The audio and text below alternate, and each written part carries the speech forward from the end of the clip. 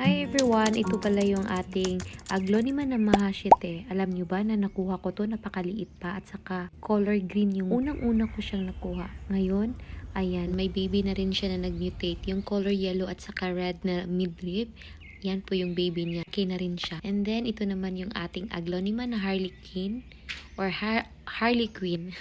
Nakuha ko to, napakaliit pa. Ngayon, may dalawang baby na rin siya. Gusto ko na tong i-propa at saka i-separate para magkaroon na rin ng maraming babies uli. Napakaganda nito i-collect, kaya mag-collect na kayo nito kasi mura na siya ngayon. And then, ito naman yung ating Aglonema na Golden Stardust, kasi mukha lang sila nung ating Harlequin. May mga panibagong babies na rin siya. Ayan, napakaganda niya. And then, ito naman yung ating Aglonema na Miracle Pink. Ito ay galing from barter sa isang subscriber ko. Thank you so much kasi ganito na siya kaganda ngayon. So, ayun lang. Thank you so much. Bye!